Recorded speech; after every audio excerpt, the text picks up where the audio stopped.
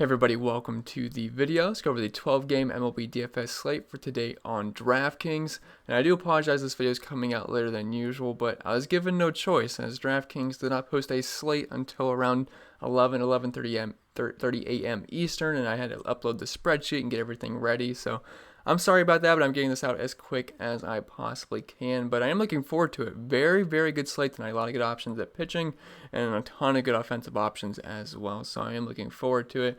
But before we continue, as always, if you guys could just leave a like, and if you're new to the channel, you might as well hit that subscribe button. I'm going to be all season long trying to help you guys become better MLB DFS players, and I cover other sports as well. So if you're going to come back to the channel each and every single day or each and every single week, you might as well hit that subscribe button and hit that notification bell so you don't miss out whenever I post new content.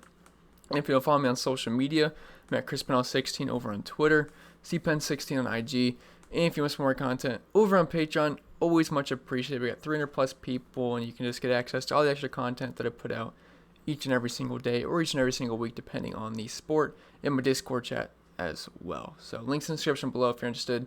If not, that's fine. Let's just dive into today's slate. So lots of good pitching options here. We have Coors Field in the slate as well. So really looking forward to it. Now up top we have Max Serzer. Now I don't think he's an absolute lock, but I still think he's a fantastic option. And if you can fit him in, I would recommend it because I think he's by far the best pitcher on this slate. Matchup versus Boston might scare some people off, but they've really not been that good this season. I think they have the worst record in the AL currently, and they've been striking out quite a bit to righties as well. Now, there's some lefty power that could give him some trouble, like Mitch Moreland and Rafael Devers, because if we know anything about Max Scherzer, he does struggle with lefty power. He still has over a 30% K rate versus them, but in your 200 ISO given up. And I wouldn't say this is the best park for pitching in Boston. So Devers, Verdugo, Mitch Moreland, guys like that might give him a little bit of issue, but outside of them, I think he's going to be okay. If you're looking at Boston's splits this season versus righties, they're striking out over a 25% clip, only a 243 batting average and a 93 WRC plus. And it's Max Scherzer we're talking about. Now, outside of one start this season, he's been pretty good. If we just look at his game log, he scored 22, 32, 1 point, but he got injured in that start, so it doesn't really count because he only threw one inning. Then 24, 24. Then versus Miami, he struggled, only going 4.2 innings and only scored 6.5 fantasy points, but it happens. He's still one of the best pitchers in the entire league. So if you got the money for him, great. But do I think you have to absolutely play him? I do not, because I think a couple of mid-range pitchers like Corbin Burns, Andrew Heaney, and Ryan Yarbrough are going to be fine options here. Then you have Sixto Sanchez and only 5,900. So I don't think you have to spend all the way up for Max Scherzer today because the bats are pretty good. I want guys like Machado and Tatis in, and if Scherzer is going to cost you one of those guys, I'm not sure I would really side with Scherzer over a guy like Tatis or Machado just because I love their upside tonight. But if you can fit them in with Max Scherzer, go for it, because I think Scherzer's an excellent option. He can easily get you 25, 35 fantasy points tonight. He only has 4.2 runs against him. He's a heavy favorite here at 60% chance for the win. And 7 strikeouts. He's got a 35% K rate. Yeah, he's a fantastic option if you can afford him. It's just a matter of if you can afford him tonight. But I will try to get him into my main lineup, but if not, I'm not going to feel like I'm going to be toast on this slate. And if you can't get all the way to max and you still want to spend up at SP1, we have Zack Davies here at 9,700, who's been pretty excellent so far this year. And if we just look at his game log quick, 19, 27, 21, 17, 23, and 14. Now, the one issue with him last season was obviously the strikeouts were good, but he was walking guys. And for the most part this year, the walks have not been an issue. Now, his first start, he had 5 walks, which is, you're like, oh no, here comes the walk issue again. But after that, he got that under control. 1 walk, 1-0-1. Then in his last start, I think he walked the first 2 or 3 batters, if I remember correctly. And I was like, oh gosh, Gallen's about to get blown up. Well, somehow he only gave up 1 run that game, still walked 4 batters, but still had 6 strikeouts, and ended up putting up a pretty solid game with 20 fantasy points, and this was against this exact Giants team. So, I think he'll be okay here. You're probably looking at 15, 25 points for Zack Davies. I will say pitching in Arizona in the heat's not the greatest thing in the world. I'd have to check if the roof's open. If the roof's open, it's just a little bit of a downgrade, but I'm not totally sure. So I'd have to double check that. I want to say I saw that the roof was going to be closed one of these days on Thursday or Friday. So I have to double check that, but even if it is open, I still don't think he's fine here. Vegas only has 3.97 runs against him. Decently heavy favorite here at 61% chance for the win, and 6.5 strikeouts in Vegas. If we're looking at his numbers the past 2 seasons, he's a near 30% K rate. Doesn't give up a lot of hard contact, only 1 home run per 9 innings. He's got actually some similar numbers here to Max Scherzer. He doesn't have quite the strikeout upside as Max Scherzer, but overall, I mean, the numbers are decently similar. He doesn't give up as much power to lefties as well, but the strikeout rate is lower in both categories, and he does walk a bit more batters. But I think Gallen's fine. If you're looking at the Giants' splits versus righties this season, I mean, they haven't been awful. They're not an awful team. A 21% K rate's not bad, 7% walk rate, 146 ISO, 250 batting average, and a 307 WOBA, 96 WRC plus. It's more of just a middle of the road matchup here for Zack Gallen, but he's a better than average pitcher, and I think he'll be fine here. So I don't mind Gallen if you're spending up. But where I'm really liking is these mid-range pitchers. Now, again, I'm going to try to fit Max in. If I can't, no biggie. But I really like this Corbin Burns, Andrew Heaney, Ryan Yarbrough tier. Then 6 if we need the value. So we'll start with Corbin Burns, who has actually been pretty solid this season. But I'm mostly just interested in this matchup versus Pittsburgh.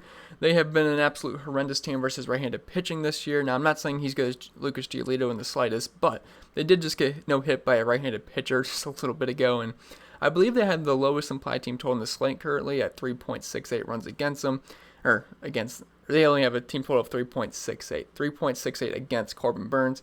66% chance for the win for Corbin here and 5.5 strikeouts in Vegas.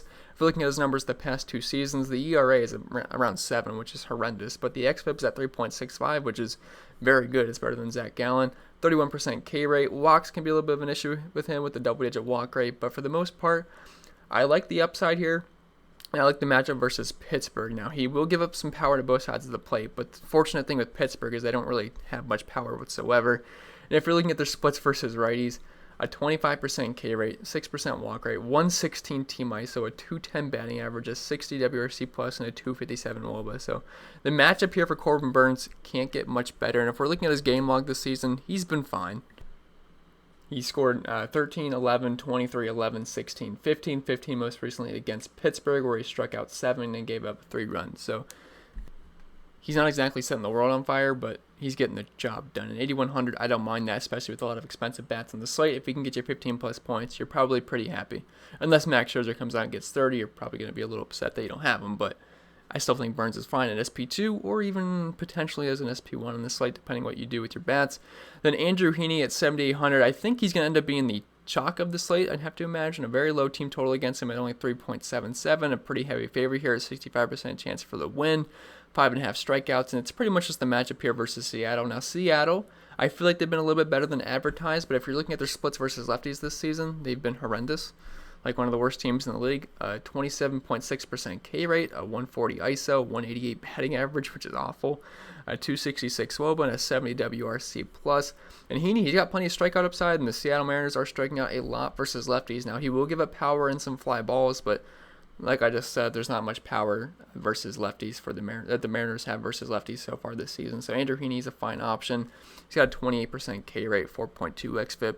I like him a lot. I'd imagine he should probably contend for being the highest owned pitcher on the slate. Sorry, I paused the video really quick. I wanted to add Tristan Mckenzie to the pitching player pool because I love the price tag, and I'm an Indians fan, so I just wanted to throw him on there before I forgot, because I was like, do I really want to put him on here? I know he's playing Detroit, had a good start, but was it more of the matchup? But I was like, you know what? I'm going to put him on here anyway, so did add Mckenzie to the pitcher pool if you guys just saw the little pause there. But anyway, Andrew Heaney, I think he's going to be an excellent option in the slate, and he's definitely probably going to end up making my main lineup today. Whether he's SP1 or SP2, we will find out for me, but definitely like him a lot. Ryan Yarbrough at 7K. He gets a good matchup here versus Miami. Now, Miami's had some decent games this season, but if you're looking at their splits versus lefties this year, it has not been that good for the Miami Marlins. They're striking out an 28.2% clip, only a 6% walk rate, a 141 ISO, a 79 WRC plus, and a 280 WOBA. Much worse versus lefties than they are versus righties. I mean, versus righties, they're not that great either way, but still, versus lefties, they have really struggled. And Yarbrough, he's not been great this season, but he's an okay pitcher, 4.33 xFIP, 20% K rate, doesn't walk a whole lot of guys, doesn't give a lot of hard contact as well. It's also a good park for pitching, too, in Miami. So Yarbrough's fine. He's not an exciting option, but he's a really safe option. Then Tristan Mckenzie, he comes in at 6,600, one of the top Indians pitching prospects, and look, he looked amazing in his first start. Now, he was facing Detroit, which is why I was just hesitant to throw him on here, because this is a tougher matchup versus the Cardinals, but Vegas is giving him some respect here, only 4.24 runs against him, 55% chance for the win.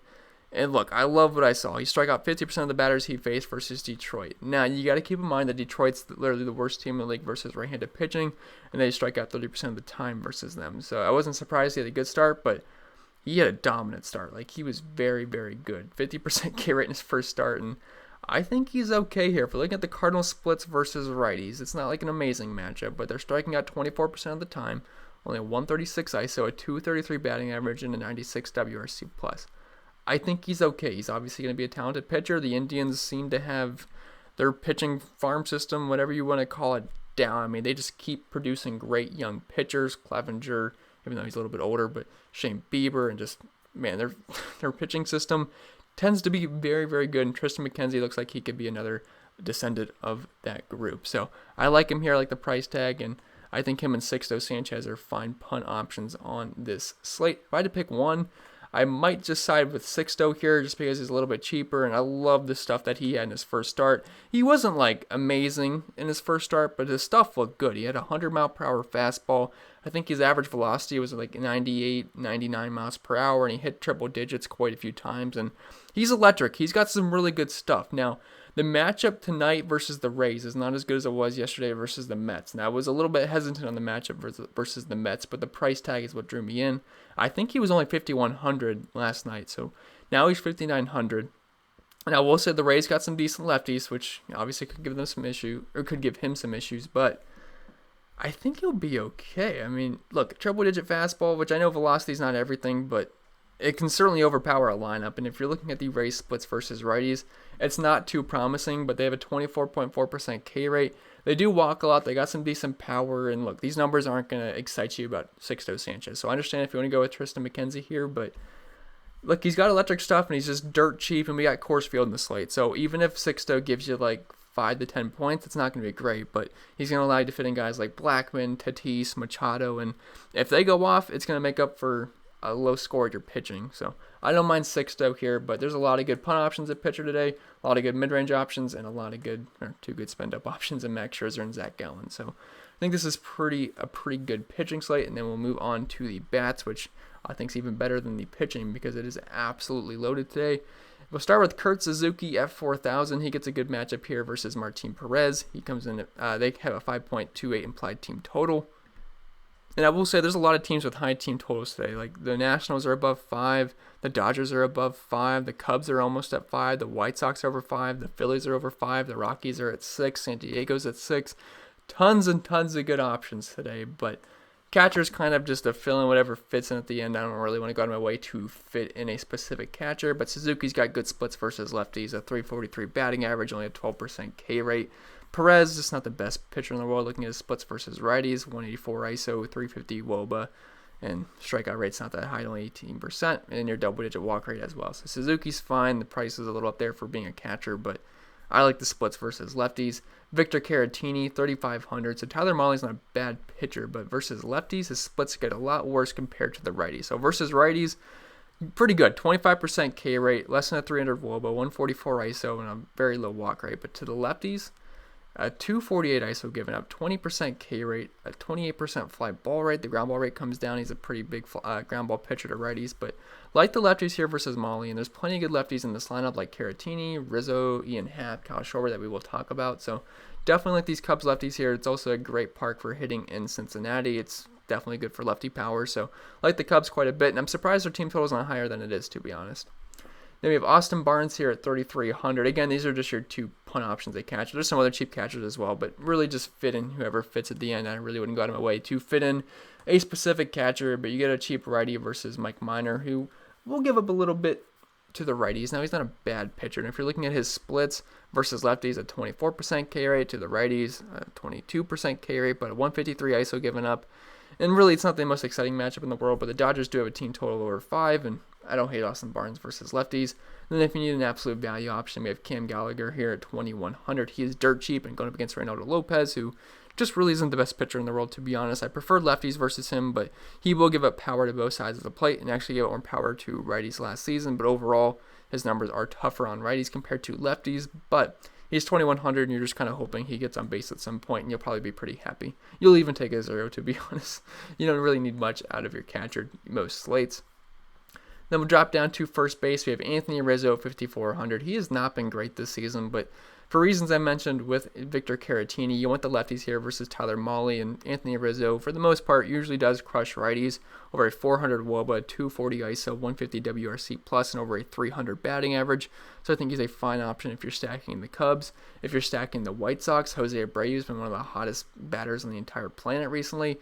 And I know he's expensive, but I like the White Sox a lot on this slate. They have a 5.45 implied team total against Denny Duffy. Now, Denny Duffy has not been horrendous this season, but we can certainly use some righty power versus him. He's got a 190 ISO given up to righties, pretty high fly ball rate, 20% K rate, and he's been okay this season. I will give him that, but I keep wanting to say the Cubs. There's too many.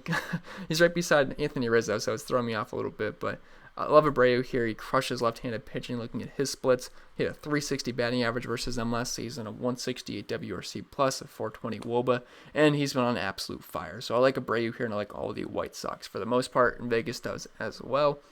The Phillies, they could get overlooked on this slate, but they do have a team total of over 5, and Robbie Erlin's not exactly a pitcher that's going to scare me too much. And Rhys Hoskins, 4,200, he hits lefties pretty well, 275 ISO, 152 WRC plus. Only 20% strikeout rate, 23% walk rate, which is insane, honestly. Now, most of these numbers are from last season, and I will say Rhys Hoskins hasn't been amazing this year, but I like the price tag, and I think the Phillies should be able to handle Robbie Erlin pretty well here. I don't have a lot of Phillies listed because I don't want to list the entire slate, but they are stackable here. Then Daniel Murphy, I mean, he's just an obvious option if you want to stack up cores, 4,200. It's a fine price tag. Now, Zack Davies, he's not a horrible pitcher. He kind of just skates by. I mean, on paper, he shouldn't do as well as he usually does. He's a very low strikeout pitcher, but he tends to not get blown up. I will give him that, but this is Coors Field, and I will side with the Rockies here over Zack Davies having a pretty good game. So I like all the Rockies here. If you're looking at his splits, he gives up more power to lefties and a lower strikeout rate, only 13%, and a 182 ISO. So pretty much like all the lefties here, but Nolan Arenado and Trevor Story are certainly in play as well. I just prefer Manny Machado and Fernando Tatis for a little bit more on this slate. Then we have Edwin Encarnacion at 3,800. He's just pretty cheap here, and he's going up against a lefty, and he crushes lefties for the most part. Now, I know this season he's not been great, but he's a cheaper version of Abreu. Now, he's not going to give you the same production as Abreu on most nights, but he's about half the price tag, so you get what you pay for. But a 350 ISO, 396 WOBA, 152 WRC plus, near 600 slugging to left-handed pitching. So I think Big Edwin is fine if you need some salary savings in first.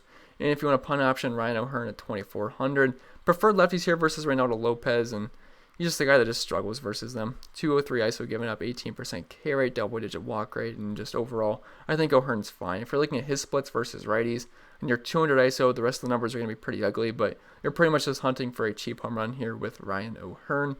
Dropping down to second base, we have Kessinger here at 5,100.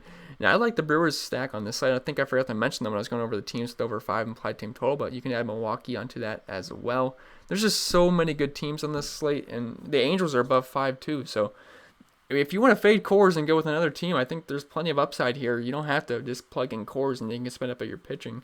You could even go like Serzer and Gallagher and still get a pretty good stack on this slate. But yeah, I like Kessinger here. Now, he's better versus righties. If you're looking at his splits, he had a 300 ISO to righties and only a 120 ISO to lefties. But Derek Holland is a guy that just is really, really bad versus righties. Looking at his splits, pretty solid versus lefties, to be honest. Only a .051 ISO given up last season, a 244 WOBA, 20% K rate. But to righties, the strikeout rate actually goes up, but a 300 ISO given up, over a 400 WOBA, and a ton of fly balls, and a double-digit walk rate.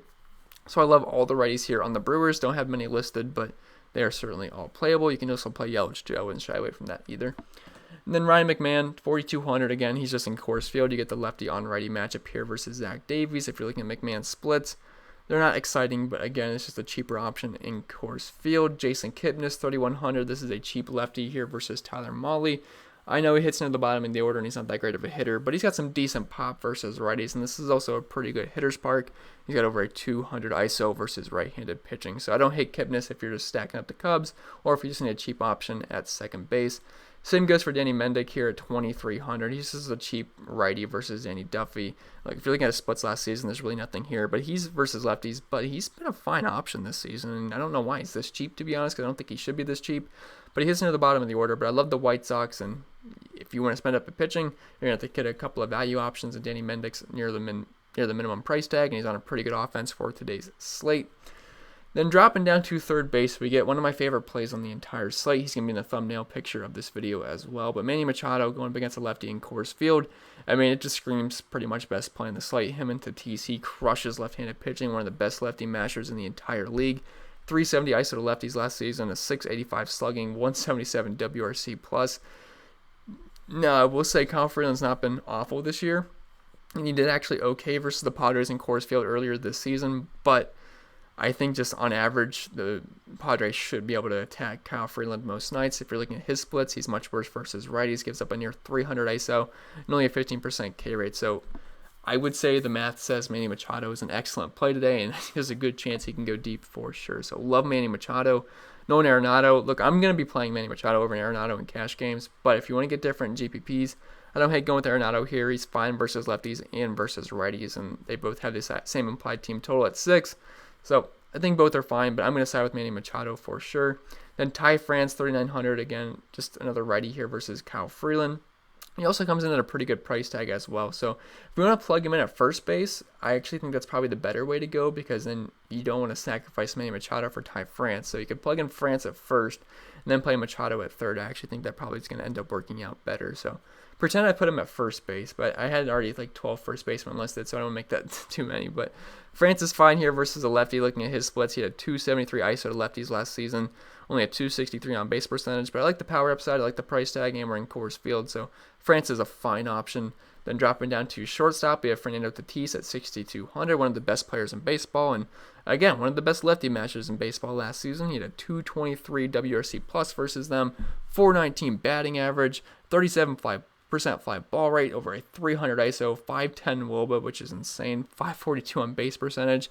Tatis is one of the best plays on the entire slate, and I'm going to be making it a point tonight to get Tatis and Machado in my main lineup, especially if you're playing cash games. You got to play those guys. And Trevor Story, pretty much the same thing with Nolan Arenado. He's a fine pivot, but I really do just prefer getting Machado and Tatis in. But if you want to get different tournaments and stack the Rockies, you're not going to leave Story and Arenado off your Rocky stacks. Then shortstop is a really loaded position. You got Trey Turner and Tim Anderson here as well. Now, I'd really just prefer to try to get these first two guys in, Tatis or Trevor Story. But if you want to get different again, I don't mind Trey Turner. He had less power versus lefties last season, but he had over a 300 batting average. And Perez is really not a pitcher that's going to scare me too much here. And they have over a 5 implied team total. They're in Boston, which is a pretty solid hitter's park. And you get the guaranteed 9th inning at bats as well as they are on the road. So don't mind Trey Turner, and he always gives you that stolen base upside as well. Then Tim Anderson, I like the White Sox more than I like the Nats, so I'd probably just end up going with Tim Anderson over Trey Turner if I just happen to not play Tatis or Trevor Story, which I'm going to. But if you just happen to not play them, I don't mind Tim Anderson here. He's been hitting the ball well. He hits lefties pretty well. He had over a 320 batting average versus them last season. And look, Danny Duffy, if anything, he's going to give a power to righties, so like the White Sox here. And the White Sox have been crushing left-handed pitching this season. I believe they have over a 300 ISO to lefties this year, so this matchup does not profile well for Danny Duffy at all. And if you happen to go cheap at shortstop, personally, I would be spending up, but Adalberto Mondesi at only 2,800 is fine here. It's just a cheap lefty versus Reynaldo Lopez, and he actually hits right-handed pitching better than he does lefty, so Mondesi is fine, but I really just would prefer to spend up. I'd rather go cheap in the outfield and then positions like first base or catcher than I would at third base and shortstop tonight. Then in the outfield, we have Charlie Blackmon at 5,800. He gets the lefty-on-righty matchup in Coors Field, which is going to make him, as always, one of the top plays on the slate anytime that happens, as long as it's not like a pitcher like Max Scherzer or Shane Bieber. So definitely love Charlie Blackmon here versus Zack Davies. He's a low strikeout pitcher, and Charlie Blackmon just pretty much crushes right-handed pitching for the most part. He had one of the hottest starts of the season of any batter. So I think he's a fine option. I mean, the Rockies have an implied team total of 6. Coors Field makes sense to me. That's just not sure how easy I'm going to be able to fit him in, because I'm going to make it a point to play Tatis and Machado for the most part. So we'll see if I have the money for Blackmon, and if not, that's fine, because I don't think he's as much of a must as the other two guys are. Then Kyle Schwaber, 4,600. I mentioned plenty of times already, but I love the lefties here versus Tyler Mahle. They profile very well versus them. And Kyle Schwaber just crushes right-handed pitching. Looking at his splits, he's a near 300 ISO versus them, a 127 WRC plus, and over a 500 slugging. And Tyler Mahle, he will struggle with the left-handed bat. So Schwaber's fine. Trent Grisham at 4,500. I prefer the righties here versus Kyle Freeland, but as long as he's leading off, you got to have interest in him because he's on the best stack of the entire slate. Absolutely love the Padres tonight, and leading off at 4,500. I still think he's playable even though it's a lefty-on-lefty matchup. He actually hits lefties and righties pretty well, so I have no issues with Trent Grisham even though it's a lefty-on-lefty matchup.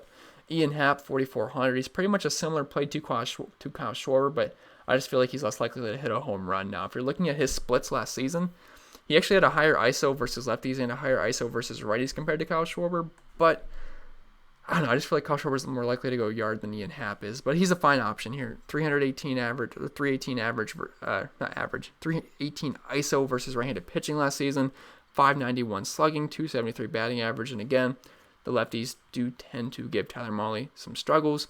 Ryan Braun, 4,300, gets the matchup versus the fly ball lefty in Derek Holland, and as I mentioned earlier with Kessinger, righties pretty much smash Derek Holland for the most part. I mean, he really struggles with them. Sort of pause really quick and fix something. But anyway, Ryan Braun, he crushes left-handed pitching. Derek Holland gets crushed by right-handed bats. It makes plenty of sense to me. So, like Ryan Braun here, at a 300 ISO to lefties last season, 573 slugging, and a near 290 batting average, and only a 15% K rate.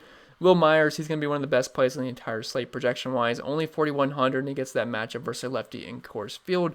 Kyle Freeland tends to struggle with right-handed bats, and Will Myers got some pretty good splits versus lefties with a 280 ISO last season to lefties, 512 slugging, 130 WRC+. So Will Myers, obviously a fine option at a cheap price point.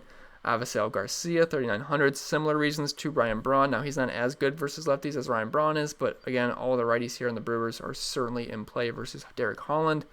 Sam Hilliard, he's actually been swinging a hot bat recently, and he's got some good splits versus righties. Last season, he had a 371 ISO, which was in a small sample size, but still, in limited time, he was very good versus right-handed pitching, and he has been this season as well. A 400 WOBA, 645 slugging, so at only 3K in Coors Field, yeah, he's definitely a fine option. Then Jason Hayward, 2,700. He's just a cheap lefty here versus Tyler Mahle. He had over a 200 ISO to right-handed pitching last season. Then to end this all off, we have Justin Upton at 2,100 going against Nick Margevicius. I believe that's how you say his name.